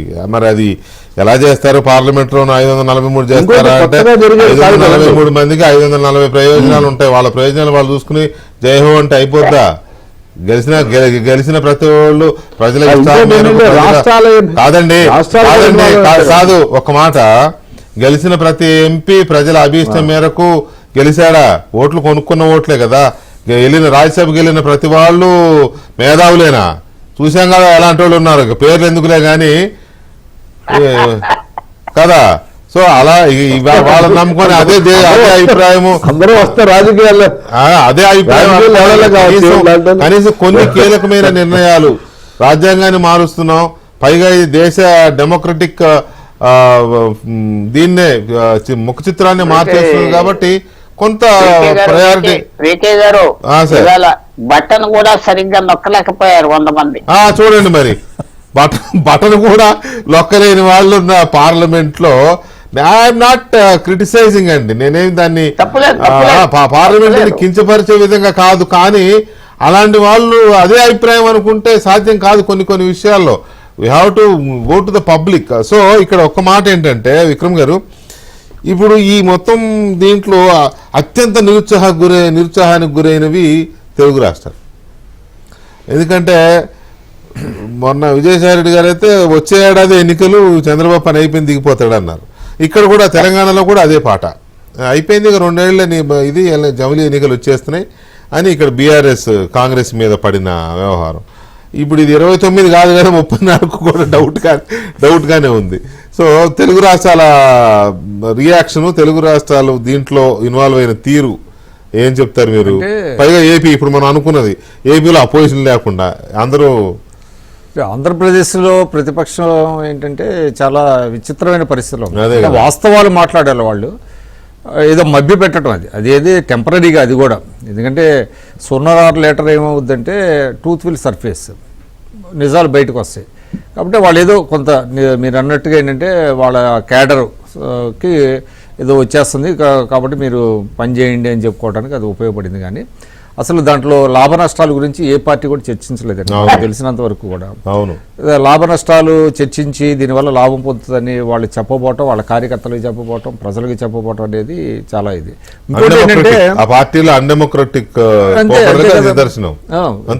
మెజారిటీ ప్రజలు ఓట్లేసి గెలిపించారు కాబట్టి ఏ నిర్ణయమైనా మేము తీసుకుంటాము, వీ కెన్ గెట్ అవే అంటే దట్ ఈస్ డిఫరెంట్ అది. బట్ ఇక్కడ ఒకటండి, జేపీసీ వేయటం వల్ల ఏంటి ప్రయోజనం అనేది నాకైతే ఇప్పటి వరకు అర్థం అవట్లా. ఎందుకంటే ఏం చేస్తుంది, ఇవాళ మీకు పార్లమెంట్లో చర్చించకుండా బిల్లు మీద వాళ్ళు జేపీసీ మీద వేయటం వల్ల ఏంటి ఉపయోగం? జేపీసీ ఎవరిని కాల్ఫర్ చేస్తారు? జేపీసీ ప్రజల దగ్గరికి వెళ్ళాలి, అంతే కదా. ఇప్పుడు రామ్నాథ్ కోవింద్ గారు చేసిన పని వీళ్ళు కూడా చేస్తారు, ఇంకా డిఫరెన్స్ ఏం లేదు. కాకపోతే ఏంటంటే తూర్పులో అందరూ ఉంటారు కాబట్టి. రామ్నాథ్ కోవింద్ గారు నథింగ్ బట్ బీజేపీ కదా, బీజేపీ కదా, నథింగ్ బట్ బీజేపీనే. బీజేపీ ఒక పార్టీ యొక్క అభిప్రాయం వస్తుంది అక్కడ వచ్చింది. జేపీసీలో ఏంటంటే ఆ జేపీసీలో ఉన్న మెంబర్లందరూ వాళ్ళ పార్టీల కొంతన్నా చర్చ జరిగే ప్రాతినిధ్యం ఉంది కాబట్టి. అంటే వాళ్ళు ఎవరి దగ్గరికి వెళ్ళాలి? ప్రజల దగ్గరికి వెళ్ళాలి. ఇక్కడ జేపీసీ రోల్ ఏంటి అని అంటే, జేపీసీ జనరల్గా ఏంటంటే ఇటువంటి వాటి మీద నాకు తెలిసి అయితే సబ్జెక్టు కరెక్షన్ పుల్లారావు గారు కూడా ఉన్నారు. జేపీసీ ఇటువంటి వాటి మీద వేయటం వల్ల ప్రయోజనం ఏం లేదండి, పెద్దగా ఉపయోగం లేదు. ఒకటి విక్రమ్ గారు, నియోజకవర్గాల పునర్విభజన గతంలో డీలిమిటేషన్ జరిగినప్పుడు ఎలా జరిగిందో అలా జరగాలి లెక్క ప్రకారం. అప్పుడు కూడా అవతవకలు జరిగే అక్రమాలు జీవితాన్ని ముంచేశారులే కానీ కొంతమంది జీవితాన్ని నాశనం చేశారు. అది కూడా అదేమి ఒక శాస్త్రీయంగా జరిగినట్టుగా జరగలేదు అది. కాబట్టి నేను అనేది జేపీసీ వల్ల కంటే కూడా పార్లమెంట్లో కనీసం దీని మీద ఒక స్పెషల్ డిబేట్, మొన్న రాజ్యాంగం మీద ఎట్లయితే జరిగిందో అట్లాగా ఒక స్పెషల్ డిబేట్ ఒక 2 రోజుల పాటు దీని మీద బాగా చర్చించి ప్రజల్లోకి తీసుకెళ్ళగలిగితే కొంత ఉపయోగం ఉండి తర్వాత జేపీసీ వేస్తారా, సెలెక్ట్ కమిటీ వేస్తారా, అది వేరే సంగతి. కానీ ఈ ఎక్సర్సైజ్ అంతా ఏంటంటే it should not prove to be futile అండి. ఇది నిరర్ధకమైనటువంటి ఎక్సర్సైజ్ కింద మారకూడదు అని మనం కోరుకుందాం. ప్రజలకు మేలు చేయాలి, ప్రజాస్వామ్యానికి మేలు చేయాలి తప్ప ఊరికే నిరర్ధకం, ఊరికే టైం బయింగ్ కోసం లేకపోతే ప్రజల ఫోకస్ని షిఫ్ట్ చేయకుండా ఉంటే బెటర్ ఇది. ఓకే. తర్వాత పుల్లారావు గారు, ఇప్పుడు ఆంధ్రప్రదేశ్ విషయానికి వచ్చేసరికి ఆ ఈక్వేషన్ ఎలా చూడాలా? ఎలక్షన్ ముందు కూడా అందరూ అనేవాళ్ళు ఎవరు గెలిచినా బీజేపీకే. ఆంధ్రప్రదేశ్లో ఉన్న 25 లోక్సభ స్థానాలు ఎవరు గెలిచినా బీజేపీ గెలిచినట్టే. ఆంధ్రప్రదేశ్ నుంచి ఎంతమంది రాజ్యసభకి వెళ్ళినా బీజేపీకే వెళ్ళినట్టే అనేవాళ్ళు. అన్నట్టుగానే ఉంది ఇప్పుడు సీన్, అన్నట్టుగానే ఉంది కదా. వైసీపీ వాళ్ళు దీనికే మద్దతు అన్నారు, ఎన్డీఏ వాళ్ళు ఎట్లాగూ దానికే మద్దతు. ఇక రాజ్యసభలో వైసీపీకి ఉన్నారు కొంతమంది, వాళ్ళు బీజేపీకే ఎన్డీఏకే. ఇక అంటే ఏపీలో ఏంటి మీకేమనిపిస్తుంది? నవ్వులాటగా లేదు, కొంత నవ్వులాటగా లేదు. అదే నవ్వులాట అంటే ప్రాంతీయ పార్టీల డామినేషన్ కదా, వాళ్ళకి నేషనల్ ఇంట్రెస్ట్ ఏముంటది? ఈవేళ నేను ఫ్రాంక్ గా ప్రాంతీయ పార్టీల డామినేషన్, ప్రాంతీయ పార్టీల ఇంట్రెస్ట్ కూడా కాదండి, వాళ్ళ పర్సనల్ ఇంట్రెస్ట్లే. మరి ఇంకా మీరు అనగల మాట నేను అనలేను కదా. మీరు నాకంటే గట్టిగా అనగలరు. ఇప్పుడు డిఎంకే ఉన్నదండి, డిఎంకేకి ఒపోనెంట్ ఏడీఎంకే అక్కడ ఉన్న ప్రాంతీయ పార్టీ వాళ్ళు ఒప్పుకోవాలి. ఎలక్షన్ ఒప్పుకుంటే నేషనల్ పార్టీ సైడ్ లైన్ అయిపోతారు. మీరు కొద్దిగా అక్కడ విక్రమ్ గారు కూడా చెప్పింది కొంతవరకు కరెక్ట్. ఇంకా డిబేట్ చేస్తే ప్రజల్లోకి వెళ్తే మంచిది కదా అనేది అది చేయలేదు, ఏదో కన్సెప్ట్ గా చేశారు. ఇవాళ ఆయన చెప్పింది కరెక్ట్. మెయిన్ థింగ్ ఏమిటంటే ప్రాంతీయ పార్టీల ఇంట్రెస్ట్ వేరు, నేషనల్ పార్టీల ఇంట్రెస్ట్ వేరు. మీరు అన్నది పర్సనల్ ఇంట్రెస్టే కదా, ఎవరు మనం ఏ పక్కన దూకుదాం అనే కదా, ఆఖరికి ఇటు దూకుతాం అటు. ఎవరు అనుకున్నారు డిఎంకే పార్టీ ఎవరైనా వాజ్పేయితో కలుస్తారు అనుకున్నారా? సడన్ గా వచ్చి కలిసిపోయి. Vajpayee is different. వాజ్పేయితో కమ్యూనిస్టులే కలిశారు సార్, వీళ్ళు కలవడం ఏంటి? వాజ్పేయితో కమ్యూనిస్టులే కలిసి పనిచేశారు, ఇదంతా దిశ కాదు అసలు. ఓకే, మీరు పాయింట్ హెడ్ గా ఉన్నారా కదా. ఇది మనం ఒక ఆంధ్రప్రదేశ్ ఒక కొంచెం స్పెషల్ స్టేటస్ రాకపోయినా స్పెషల్ స్టేట్ అది మాత్రం మనం చెప్పుకుందాం. ఆఫ్ కోర్స్ కరెక్టే. Peculiar state, typical state, interesting state, ఎన్ని పేర్లైనా పెట్టొచ్చు దానికి. యా, సో ఇక్కడ మనం ఇంకొక యాంగిల్ ఆలోచిస్తున్నట్లయితే ఇవి ఈ రాజకీయ ప్రయోజనాల కోసమా దేశ ప్రయోజనాల కోసమా జమిలీ ఎన్నికలు? ఇది మాత్రం చాలా మందికి అర్థం కాని బ్రహ్మ పదార్థంలాగా ఉంది. ఏంటి దీనివల్ల అని అంటే భవిష్యత్తులో కాదండి, భవిష్యత్తులో మళ్ళీ జమిలీ ఎన్నికలు కాస్త స్ప్లిట్ అయిపోయి మళ్ళీ ఎక్కడికక్కడ ఇది రాదని గ్యారంటీ ఏముంది? ఒకటి లెథార్జీ ఉంటుంది. లెథార్జీ అంటే మీకు తెలుసు కదా, ఒక సిస్టమ్ అవేకింగ్ అలా పోతాది. ఇది పాస్ అవుతే అలా వెళ్ళిపోతాడు, ఇది పాస్ అవుతే ఆ సిస్టమ్ లో సెట్ అయిపోతారు. దీంట్లో కొన్ని మంచి పాయింట్స్ ఉన్నాయి. మన మిత్రులందరూ దీనికి వ్యతిరేకించినా I will give respect them. And కొన్ని మంచి పాయింట్స్ ఉన్నాయని నేను భావిస్తున్నాను. ఎందుకంటే అది ఇంగ్లీష్ జబ్బు, ఇంగ్లీష్ డిజీజ్ వల్ల ఇంగ్లాండ్ 1945 నుంచి కూలిపోయిందని యూరోప్ లో అమెరికాలో పొలిటికల్ సైంటిస్ట్ అందరూ అంటారు. అస్తమాన ఎలక్షన్స్, రెసిగ్నేషన్స్, 5 ప్రభుత్వాలు 5 సంవత్సరాల్లో 5 ప్రైమ్ మినిస్టర్స్ మీకు తెలుసు కదా. అలాగా ఇక్కడ కూడా అన్సర్టనిటీ కొద్దిగా తీస్తే మంచిదేమో. ఇది జమిలీ ఎలక్షన్స్ అనేది ఒక రకంగా మీరు చూడండి, మన 3 రాష్ట్రాలు అవన్నీ డిసెంబర్ లో, మళ్ళీ మార్చిలో నుంచి రాజస్థాన్, ఛత్తీస్గఢ్, మధ్యప్రదేశ్ జనరల్ ఎలక్షన్.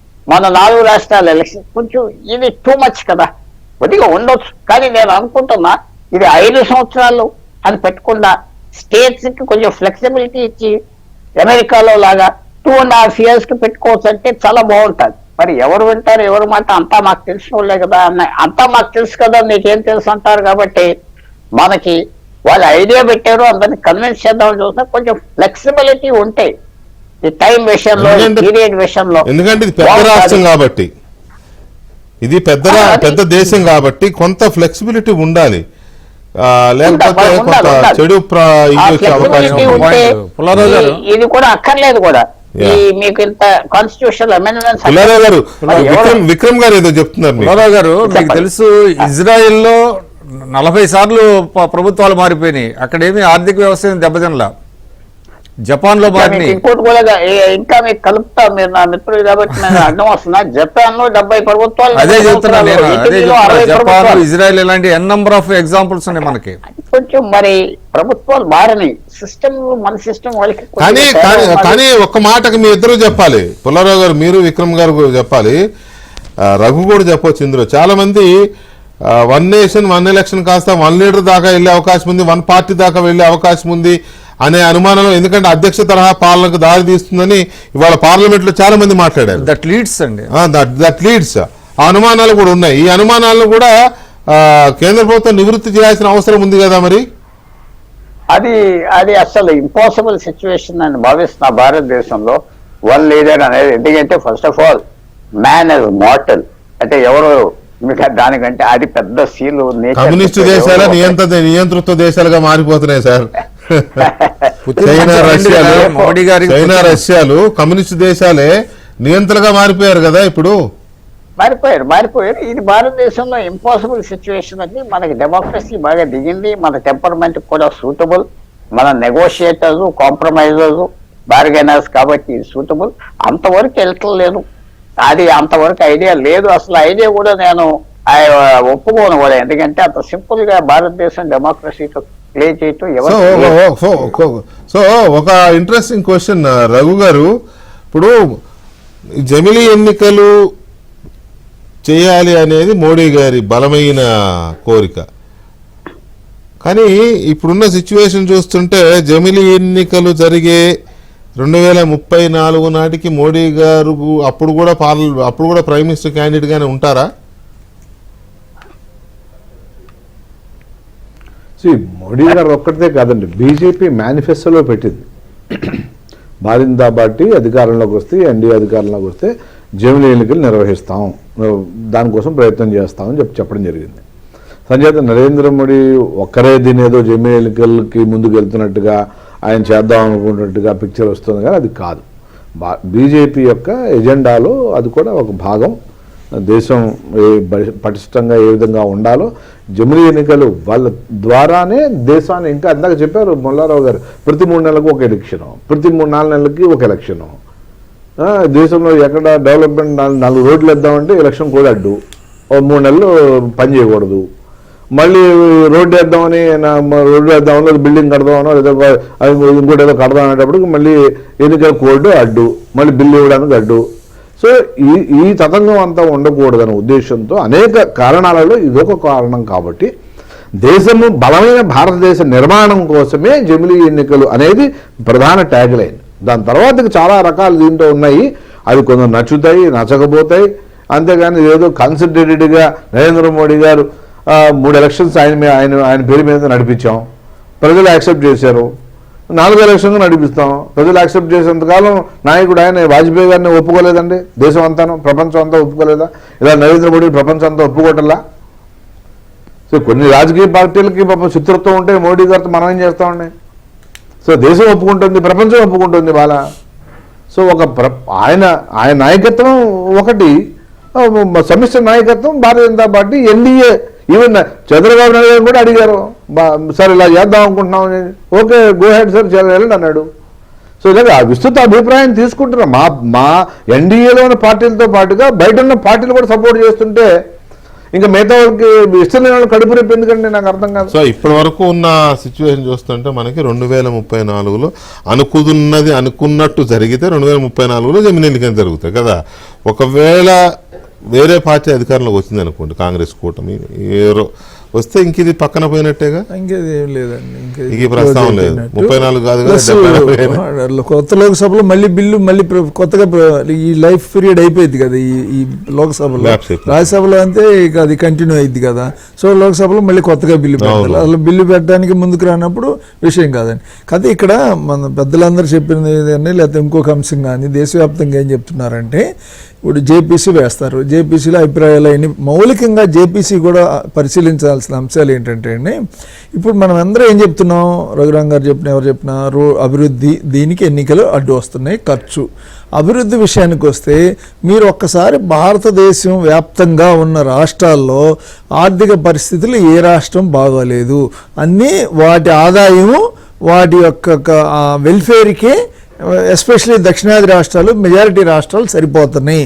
వాళ్ళు ప్లాన్ ఎక్స్పెండిచర్ వాళ్ళ దగ్గర 20% కూడా ఉండట్లేదని వివిధ రిపోర్టుల్లో నివేదికలో భారతదేశం, అంటే మీకు 20% కదా, మిగిలిన ఎయిడెడ్ ప్రాజెక్టులో స్కీమ్స్ ఉన్నాయే కదా, వాటిని మీరు డీలింక్ చేయండి, జేపీసీని పరిశీలించమని చెప్పండి. ఇదిగో ఎన్నికలు ఎక్కడొచ్చినా, దేశంలో ఏ రాష్ట్రంలో వచ్చినా వాళ్ళు పాపులర్ స్కీమ్స్లో వాగ్దానాలు చేస్తే తప్ప మిగతా ఏ పనులకి ఆటంకం ఉండకూడదు అని చెప్పి ఇప్పుడు వస్తున్న అంశాలు ఏంటి ప్రజెంట్ ఇప్పుడు 60 ఏళ్ల క్రితం ఉన్న పరిస్థితులు ఇప్పుడు లేవు కదా. 60 ఏళ్ల క్రితం మీకు ప్లాన్ ఎక్స్పెండిచరే పుల్లారావు గారు లాంటి వాళ్ళకి బాగా తెలుసు, ఆర్థికవేత్త కాబట్టి ప్లాన్ ఎక్స్పెండిచరు 80-90% నుంచి ఇప్పుడు 10%కి వచ్చింది. ప్లానింగ్ కమిషన్ ప్లాన్ ఎక్స్పెండిచరే లేదు ఇప్పుడు. సో ఇలాంటప్పుడు మీరు అన్ని అప్పులు తెచ్చి చేసే ప్రాజెక్టులు, జాతీయ రహదారులు కానీ ఇంకోటి కానీ బీఓటీనో బోల్టో బీటో పీపీపీనో ఇస్తున్నాం, వీటికి డీలింక్ చేసేయండి. డీలింక్ చేసినప్పుడు ఆలోచన చేసి ఏంటి ఎన్నికలు తరచూ వస్తే ఇబ్బందులు ఏంటి, రాష్ట్రాల్లో వస్తే దేశంలో విడిగా వస్తే ఇబ్బందులు ఏంటి, వాటిని అడ్రస్ చేయండి. చేస్తూ జేపీసీలో మీ రికమెండేషన్స్ ఇవ్వండి. వాటిని అడ్రస్ చేయకుండా 2-3 సమస్యలకి పెద్ద పరిష్కారం కనుక్కున్నాం అన్నట్టుగా వెళితే రేపు అది భూమిరాయంగా ఇంకో రకంగా వస్తే ఇబ్బంది కదండి. రైట్, చూద్దాం ఏం జరుగుతుందో. ఇంకా చాలా ఉంది. ఇదేంటంటే ఇవాళ జమిలీ ఎలక్షన్స్ అనే దానికి సంబంధించి రాజ్యాంగ సవరణ. రవికుమార్ గారు చెప్పింది మంచి పాయింట్ అండి. ఫైనల్గా నేను చెప్పదలుచుకున్నా, ఆర్థికాభివృద్ధికి అవరోధాలు ఏంటి అనేది ఆలోచించాలి తప్ప ఆర్థికాభివృద్ధి వల్ల పరిష్కారం అవుతుంది అనేది కాదు. కాబట్టి ఆ దిశగా ఆలోచించాలి, ఆ దిశగా చర్యలు చేపట్టాలి. చూద్దాం ప్రభుత్వాలు ఏం చేస్తాయో. Thank you very much Vikram గారు అండ్ రవికుమార్ గారు, పుల్లారావు గారు అండ్ రఘురామ్ గారు. థ్యాంక్ యూ వెరీ మచ్ అండి చర్చలో పాల్గొన్నందుకు. ఇది